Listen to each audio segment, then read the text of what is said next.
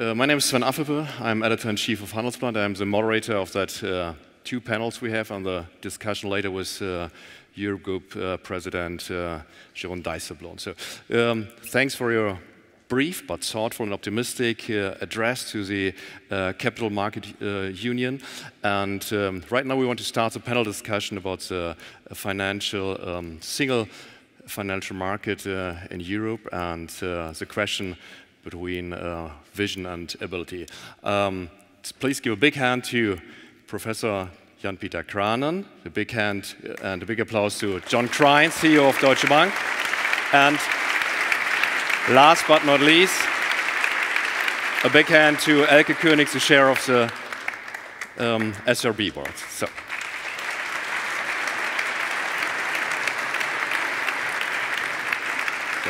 John over there.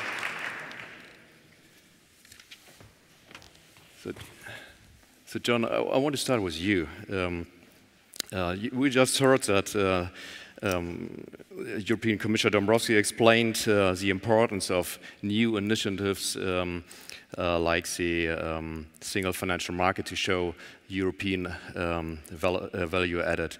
How important is, in your perspective, the CMU project and single financial market? Thank you. Good morning. Well, I've been a strong advocate of the Capital Markets Union for many years. I think it's important from a global perspective that Europe build a counterpoint to the American capital markets machine. I do think, though, that the success of the Capital Markets Union depends on the ability of the Commission and the leadership in Europe to make significant concessions in areas that are outside of capital markets. The Vice President, when in his address, referred to some of these. At a basic level, it's even property law needs to be reconsidered in a number of the individual states. But the imposition, I think, of a common set of rules, a common prospectus, for example, across the European Union, is vitally important. Not for the banking sector, it actually competes with the banking sector, of course, but it's very important for the economy.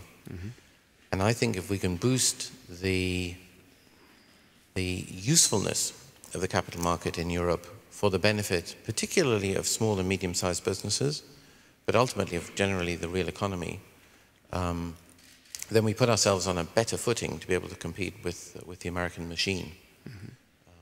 So I'm a very big advocate, but I do see that although the banking union has been a great success, it does have some teething problems, and it still has a number of challenges in relation to lack of harmony in, for example, taxation, in differences in property law, rules over collateral in different countries. And I think capital markets will face a greater range of those types of challenges, but that should not deter us from pressing ahead and introducing an EU27 and perhaps even wider union throughout Europe, including perhaps the UK and Switzerland.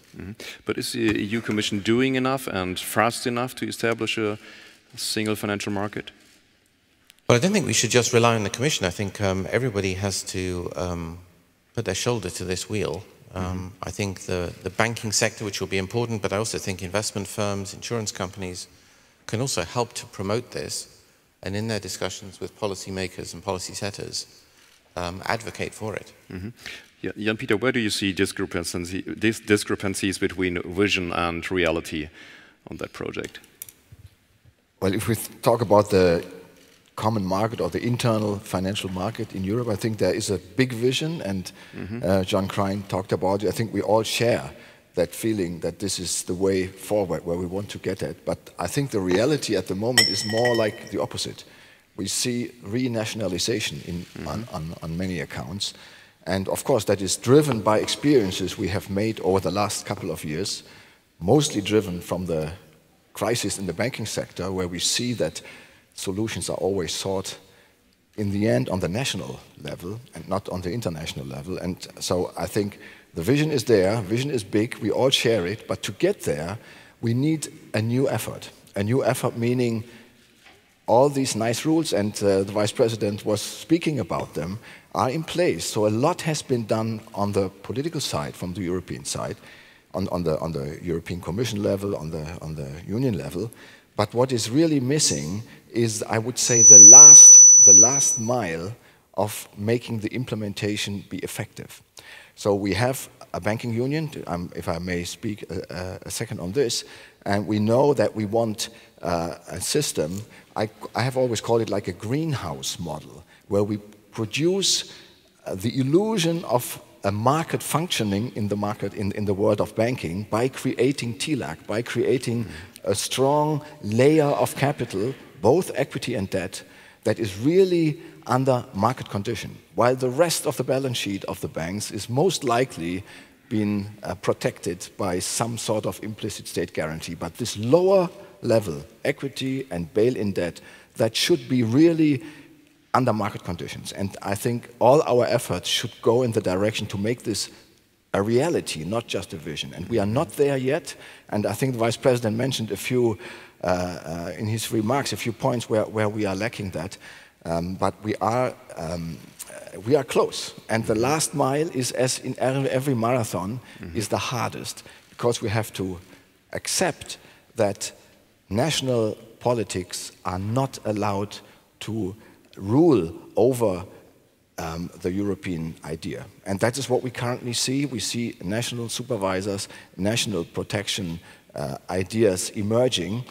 I think about Italy, but I could imagine very similar things in other countries as well. And if we don't manage this problem in a European sense, we have not implemented the banking union. Right. Elke König, what steps should be done in your perspective to establish an internal financial market? Well, I think a lot has, first of all, good morning. A lot has been said already. I'm not as pessimistic as Jan-Peter is, but I agree the banking union is not yet completed. The banking union is started, and let's be fair, it started 3 years ago. That's not a long time for it.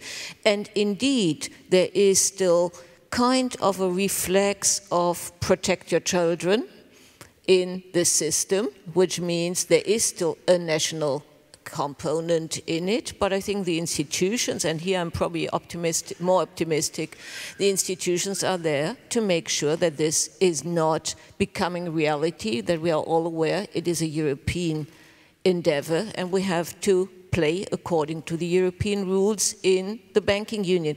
But let's also be fair, the banking union is not yet complete, as the Vice President mentioned. It was considered to be a house with 3 pillars in the front. Might be a bit difficult to have a 3rd pillar in the middle, but anyhow. And it is, or calling completing the deposit guarantees is not complete, not yet really there. There are various versions to do so, but there's not needed.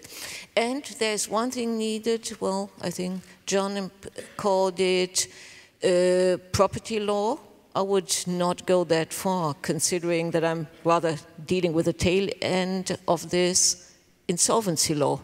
Insolvency law is a big issue. Corporate law is a big issue.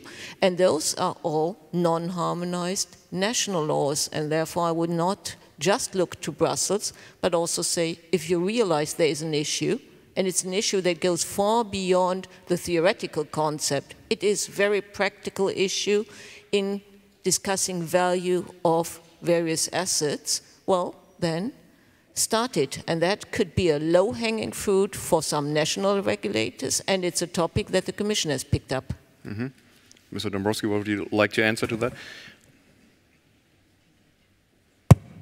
Well, maybe to start with a more general point. Indeed, both as regards banking union and capital markets union, it's work in progress and it's relatively recent developments. So it's quite clear that we are not there yet, but at the same time, a number of proposals had been already put on table. Some of them had been agreed. Just this week, European Parliament finalized its work, for example, on prospectus regulation, making it easier for SMEs to tap public markets and simplifying prospectus requirements. We hope that Parliament will be able to accelerate its work also on a securitization proposal, and there are a number of elements also on regulatory side, on SS review, which we have just started with addressing some of the legacy problems of the crisis of non-performing loans. So it's still, I would say, a very broad field of work ahead of us. Mm-hmm. But there are many concerns among SMEs, like in Germany, Spain, and Italy, that are predominantly bank financed. If you talk to people in Germany, they ask, why do you need stronger market-based financing? There are banks to do that. What would you answer to those concerns? Well, first, it's worth noting that Capital Markets Union is not there to replace the banking sector, but to complement the banking sector and use to the fuller extent, which is, according to our assessment, still underutilized potential of the capital markets. And as regards crediting of the real economy, crediting of the SMEs, the situation is actually uneven across the EU and across euro area. And indeed, in Germany, one hears that there's relatively little problems for SMEs actually to get bank credit. This situation is different in peripheral Eurozone economies, and this is also something which needs to be addressed, first by improving access to bank credit, but also by looking for alternative sources of financing, including through capital markets. Mm-hmm. John, how will you convince SMEs in that question to finance, to have finance through bonds and other capital markets instruments? Well, the standard way of approaching this is really in relation to price. Mm-hmm. And what we would like to be able to do is, of course, offer the alternative of financing through the bank's balance sheet, which comes with a number of costs. They're increasing taxes on banks using their balance sheets for that purpose. And we'd like to complement that with an offer from the capital markets where, in our bank, we intermediate between a user of capital and suppliers. Mm-hmm. At the moment, the advantages and disadvantages of the two channels are still quite stark. And we do find that a number of the smaller end of the SME segment would tend to want to avoid the disclosure obligations, for example, that go with public markets, and prefer still to use the bank channel to intermediate with the capital markets. That means that banks, of course, have to be very efficient accesses themselves to the capital markets. And again, there are a number of impediments in the way, some of which have been inadvertent consequences of more recent regulation that make it more expensive for banks to tap the capital market. So, for example, our bank at the moment is not able to issue senior unsecured debt, which is obviously a significant disadvantage in terms of credit enhancement for our banking clients. So that makes us less efficient, and so our tendency would be to try to offer an alternative direct capital markets access product. Mm-hmm. But what does the Brexit mean to that project? And the approach, the monument behind the CMU was to a large extent coming from the UK. Does it make any sense for that project after Brexit without the UK? Mr. Dombrovskis? Well, if anything, it requires us to redouble our efforts on creating capital market unions across the EU. Because if Europe's biggest capital market is about to leave the EU and also about to leave the single market, we need to react. And the Commission actually made it very clear in our communication in September last year that our response to Brexit in terms of capital markets union is actually to speed up the work and raise a level of ambition in a number of areas. But who will bring the new monuments, the new drive to that? Is it the Commission, or is it another country? Is it Germany or France? Or? Well, as it was said already, it's a joint work. Commission has put forward a number of proposals, including legislative proposals. We'll be soon having a mid-term review of Capital Markets Union, so we'll be coming up with new initiatives in a number of areas, but then it's also for co-legislators, for EU Council and European Parliament to agree to do their part of legislative work, and for member states also to actively contribute to this debate and foster this work, not only legislative work, but also practical work. One of the elements which I was mentioned was also the question of supervisory convergence, where we still have lots to do, and this is also one of the areas which emerged post-Brexit, but that member states already now publicly accusing each other of undermining each other with lower supervisory standards to attract business from the UK. So we certainly have to counter that kind of tendencies and ensure that there is a level playing field across the EU. Mm-hmm. Jan-Peter Grön, what use is a common market when Europe's most important financial center isn't part of it? Yes, I just want to add to this last point. Sure. So I think the whole market side, besides the banking side, would add long-term funding and long-term financing, which I think is of high importance, which is currently mostly done through the banking system and creates a lot of, let's say, term transformation risk in the system, which we could somehow, in some sense, lay off to markets if they existed.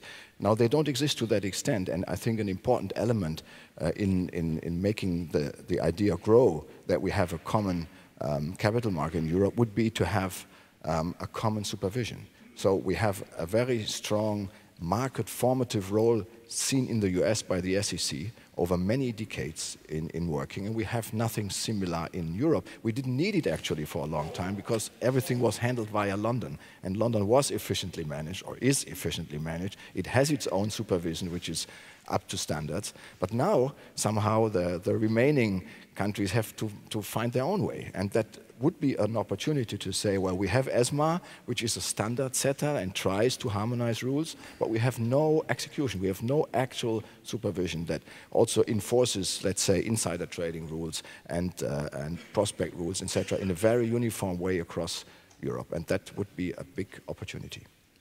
John, are you as optimistic?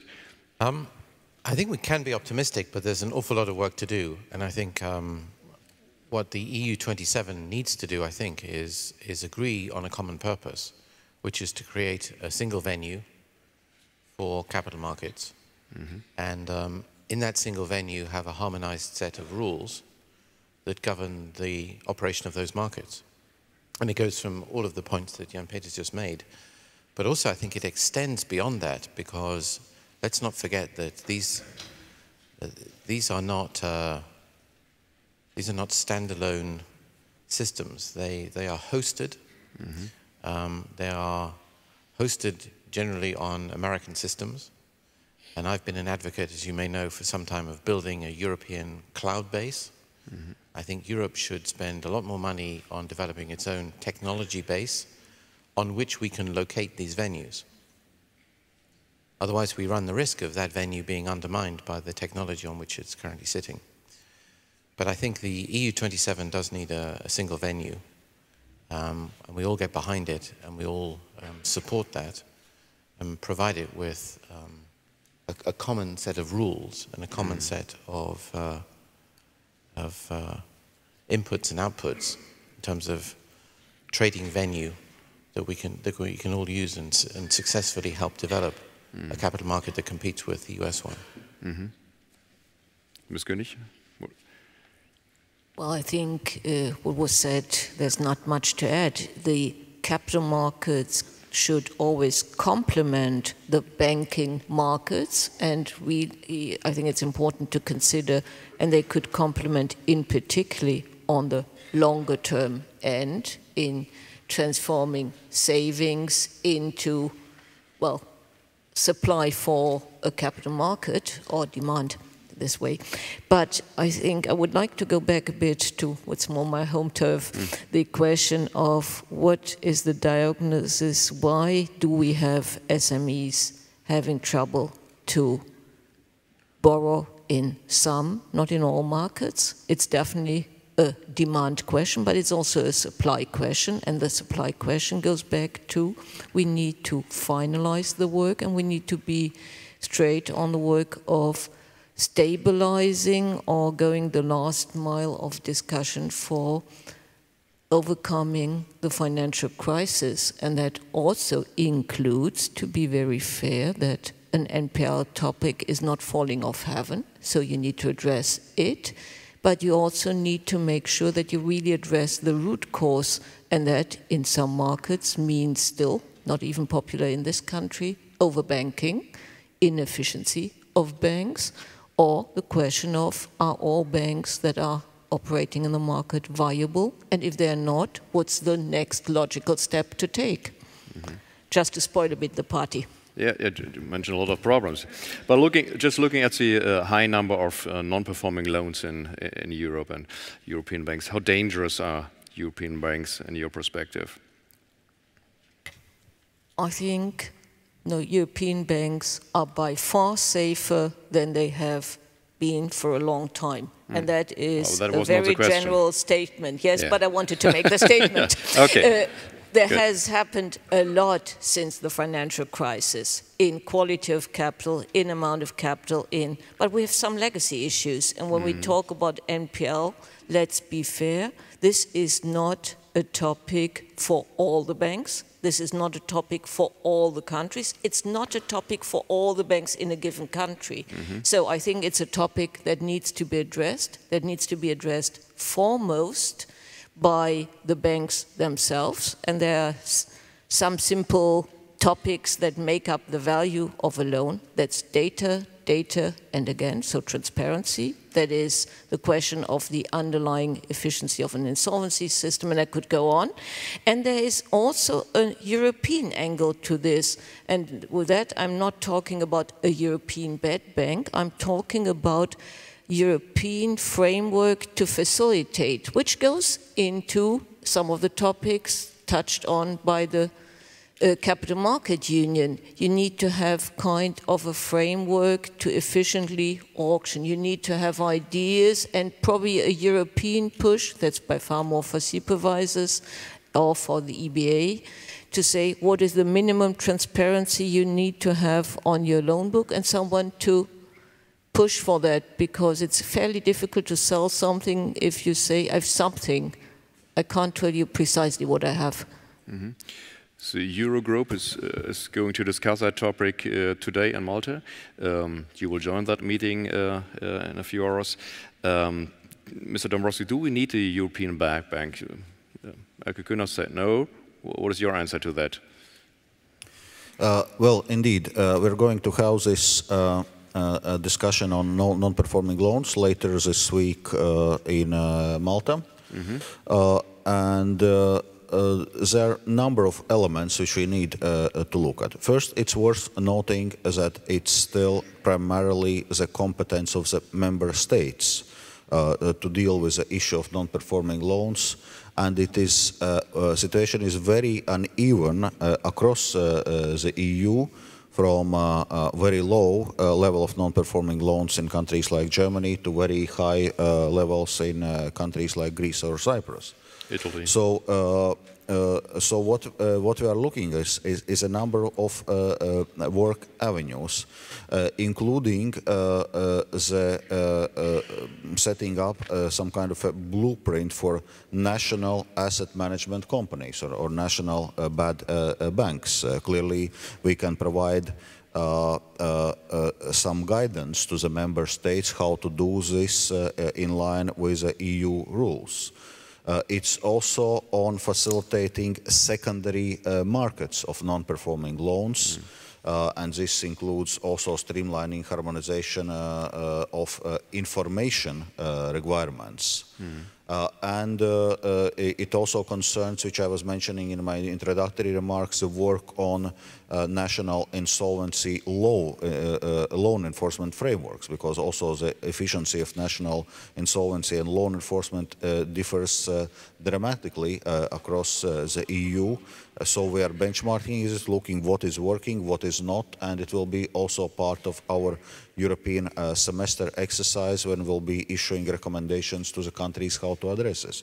So it's actually a topic which covers a broad set of issues, and there is also clearly a European dimension to this, so the coordinated approach at EU level is warranted. But who's going to pay for that non-performing loans? So national taxpayers?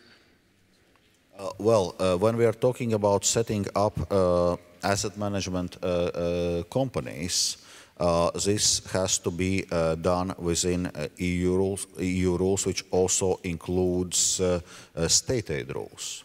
So there is a certain legal framework which you need to keep in mind when developing this work. Jan-Peter Krahn, how should there be solved the NPL problem?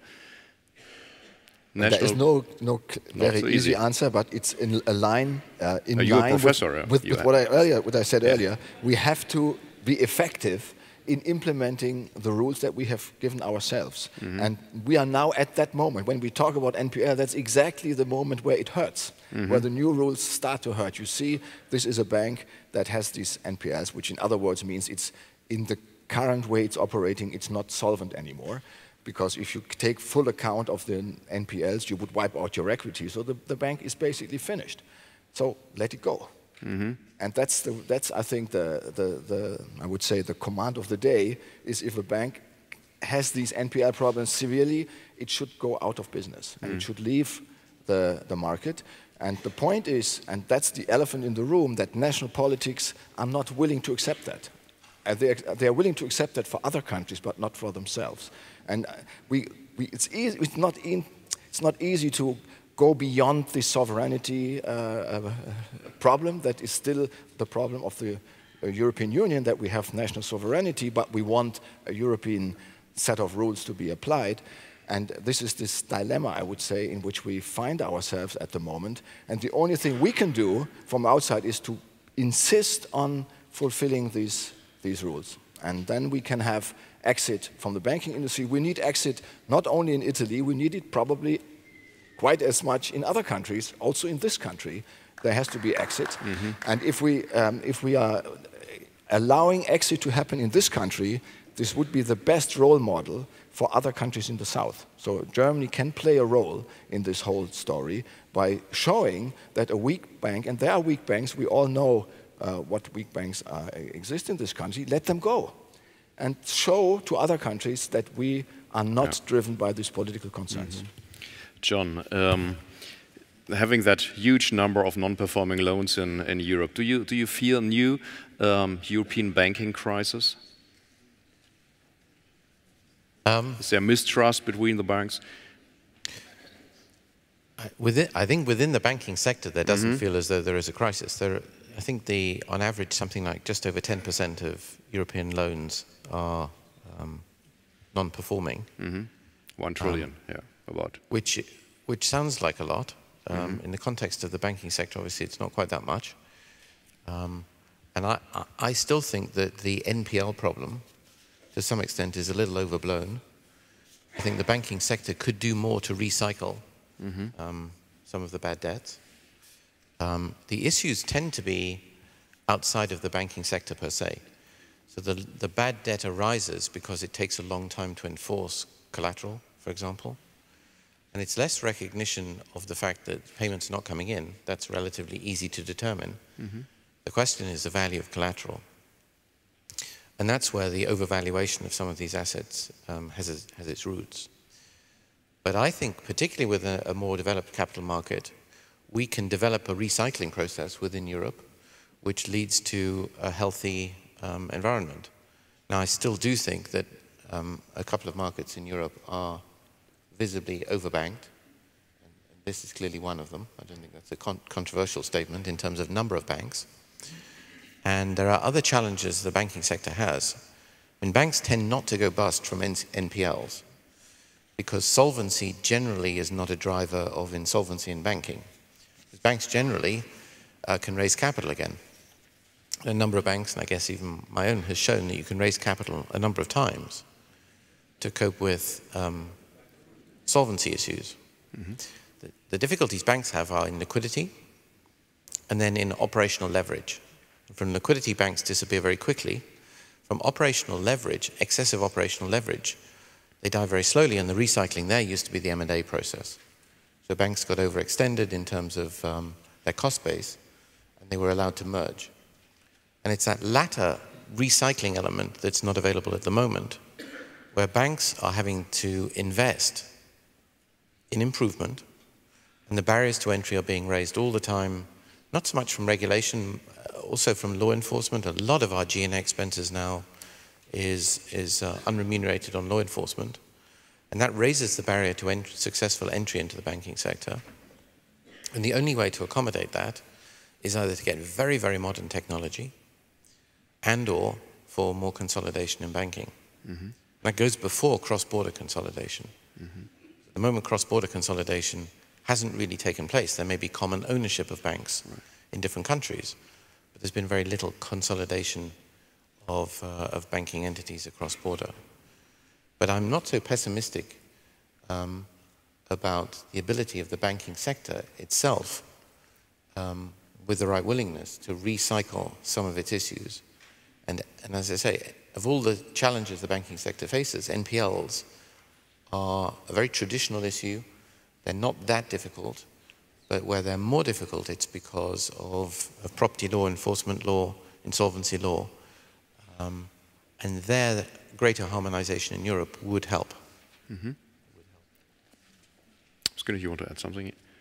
Well, I think I would like to build on what John has just said. For me, the NPL problem is not the beginning of the next financial crisis. The NPL problem, we should all keep it down a bit in size in saying it is to a large extent an idiosyncratic problem. You have the one or the other situation we think about where it is by far more linked to the situation of the state, and so in a different, but to a large extent it's also idiosyncratic and it needs to be worked out.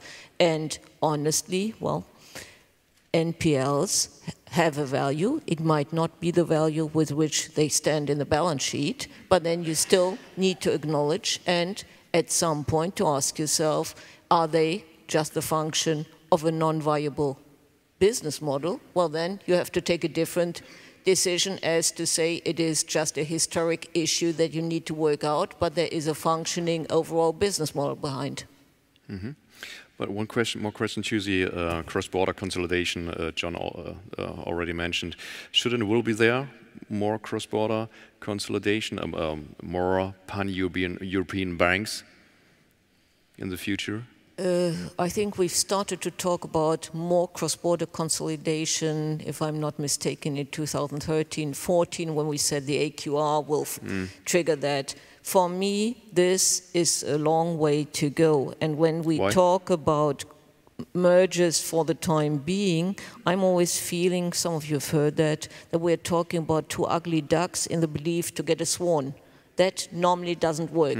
So I think we have to clean up some issues. To some extent, merger is a solution, but then merger comes with a deep restructuring at the same time.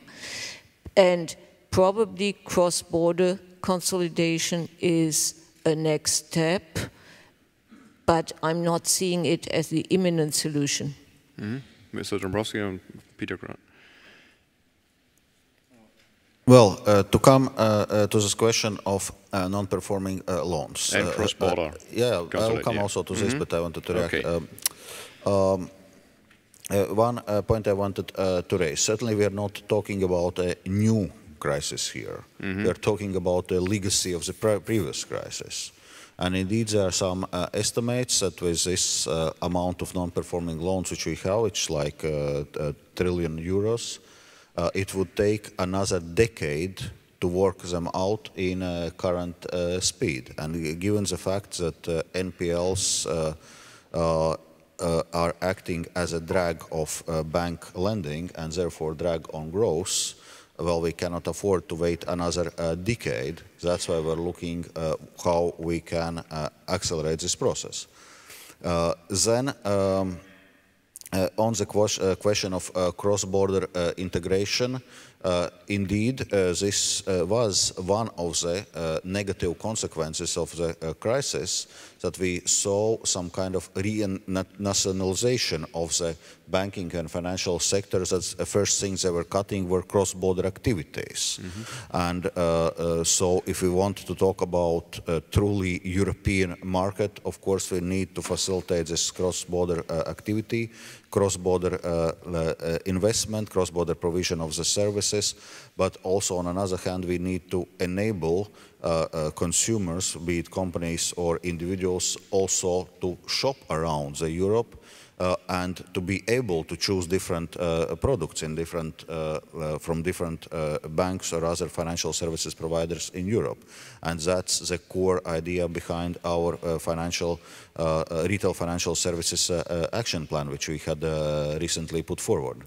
Yeah, Peter Krahn? Yeah, just one additional thought on this cross-border mergers.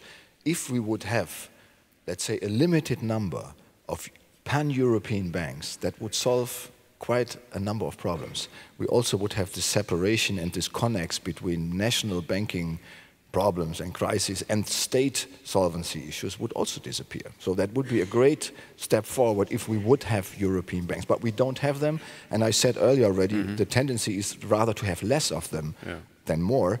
And I think one driving argument in this case is that we have not enough, let's say, centralized supervision. If the supervision is completely European and the national supervisors have much less of a national view where they take, but they are all basically also connected to the European supervisory system, then I think it would be easier for banks to let their operations go across border and still being ensured that they can retreat their money if liquidity concerns are rising. So what is your recommendation to John Crine to merge with what European bank? What is your recommendation to Deutsche Bank to merge with another bank? Well, I have no concrete suggestion no concrete here, plan, but I think I would find this a great development if you would think about these type of mergers. If you would think about pan-European operations that really have the focus to serve all of Europe. But Deutsche Bank is not thinking about? Nothing? Deutsche Bank is not thinking about it. We have plenty of other things to think about. Okay. I read that, yeah. The US administration has announced a new era of deregulation in the financial sector in America. What does it mean, John, in terms of competitiveness for the European banks? Well, I think you're right. There was the market. I think reacted to the promise of some sort of cessation of new regulation and maybe a wind back of some of the existing banking regulation, financial services regulation in the US. But we haven't seen any concrete. No, and I was and remain somewhat skeptical about anything other than mostly a cessation of new regulation. And I'm not persuaded that there's much of an appetite in Congress to undo some of the legislation that has been introduced. The executive branch may have some aspirations in that regard, but I think it's mostly within the bailiwick of Congress, and we haven't seen much evidence of appetite there.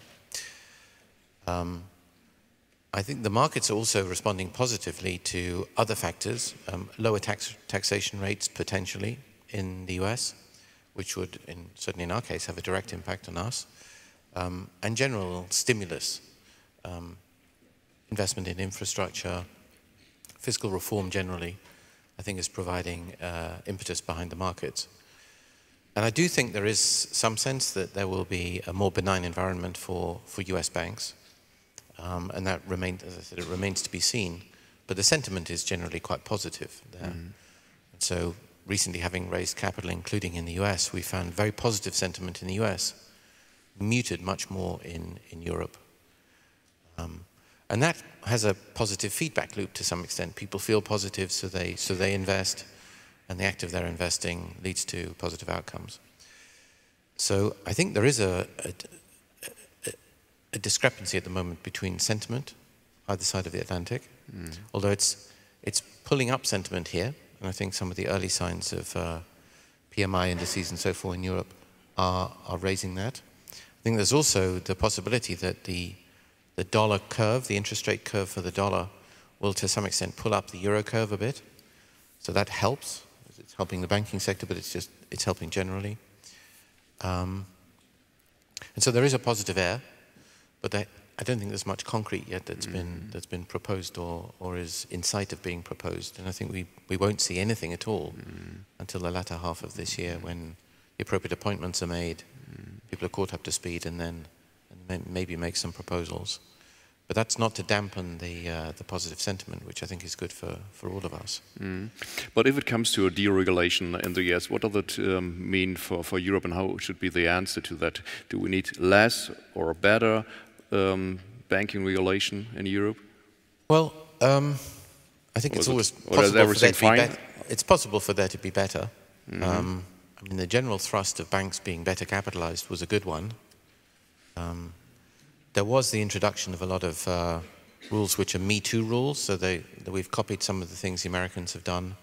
American rules tend to be quite data-driven, quite bureaucratic. And we've copied some of those, and they're not necessarily, obviously, to anyone's benefit, and they just increase the cost base of a bank.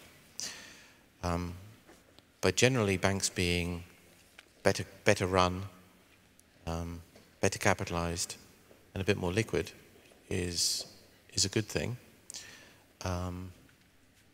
So I think we're in a reasonably good place. What we at the bank have argued against is this sort of religious application of global standards to products that are very, very different across geographies. And we've talked about it within Europe. When you start moving outside of Europe and compare, the obvious one that everyone raises is the mortgage product. A standard mortgage product in the US bears very little resemblance to a German mortgage. And so regulating them on the same basis makes no sense. And the other point that we've made and continue to make is that it's all very well just looking at the riskiness of products when it comes to regulation, but we always miss in Europe, differential pricing. And that's what makes banking markets within Europe and between Europe and elsewhere so different, is pricing. And pricing is driven by all sorts of things. It's sometimes just driven by the competitive environment and the structure of the market. Sometimes it's just cultural. And I say this, it sounds as though I say it with levity, but it's an important point, which is the American consumer, for reasons that I've never really fully understood, is prepared to pay very high amounts for very poor service across all sorts of industries. And I always choose the airline industry because it's more neutral. Yeah. But the American consumer is used to paying a lot and then adding a huge tip for indifferent service. And if we banks in Europe were making 300-400 basis points from basic banking without customer complaints, with the 88% satisfaction ratios for individual institutions, then we would have hardly any of the problems we have, because we could have dealt with the NPL problems. We could have invested more in digital. We would have had the resources. But pricing in Europe, particularly in Germany, is not a complaint, it's just the way it is, means that when assets versus costs were just as efficient as the Americans, because they're not very efficient, because they don't need to be, we have to be even better, because pricing doesn't afford us to be lazy. So we must grasp this digital network, this nettle, and we must invest, and smaller banks don't have the resources to invest, because there's a fixed cost base attaching to that. And that's the main reason why we need consolidation. That's why banks fail. They have insufficient operational leverage, or they've excessive leverage and they've insufficient resources to invest to cope with that. So as we digitalize, if that's the word, we need to be a little bit bigger, or we need to team up and form associations and groups where we do it together. And hopefully we can do it across Europe on a more unified set of rules. Otherwise, we'll have to change pricing, and that really doesn't inure to the benefit of the economies in Europe. Mr. Dombrovskis, how do you see that discussion about deregulation in the US? First we really need to see what exactly new US administration will do, because so far they have announced the review of Dodd-Frank Act, but we need to see what this review will tell and what action will follow. So it's a bit early to judge. But of course, on a more general note, it's worth noting that our financial markets are quite interlinked. So we consider it's important to stick with a global regulatory financial architecture, to stick with a global cooperation in this financial regulatory field. And also we are granting equivalences, assessing other jurisdictions' supervisory and regulatory regimes, and assessing whether the legal basis and the practical work of supervisory regulatory authorities brings results which are close to or equivalent to European results. And if this ceases to be the case, of course, we need also to reconsider our approach on equivalences. So indeed, there can be repercussions, but repercussions which can potentially lead to the market fragmentation. So we think this is the avenue we should seek to avoid, and we should continue to cooperate on this international financial regulation. Coming back to the Capital Markets Union, is the failure of Deutsche Börse and LSE a setback for a Capital Markets Union? Of course, there's limits to what I can comment on individual cases. In any case, it was clear that the European Commission was considering certain remedies or certain corrective actions which LSE and Deutsche Börse had to take in order to allow for this merger, but this was something which was not accepted by the LSE and Deutsche Börse themselves. So eventually this merger didn't happen. So currently we need to see how we strengthen our capital markets union based on a current setting, also based on a current setting of the major players. Who will answer to that failure of the deal? John, we talked about that in a briefing before. Well, I do think it's a shame that that it didn't go ahead, because I do think that Europe needs its own capital markets trading venue, and I fear that as a consequence of the deal not going ahead, we will just see the Americanization of capital markets further. I know that politics played a role. The Brexit obviously was a major disruption in that process. But I think it is a shame that we don't have under one roof, so to say, the ability to invest on commercial terms in a competitive environment in one entity that could house the main trading venues for the European capital markets. Anyone else? Peter?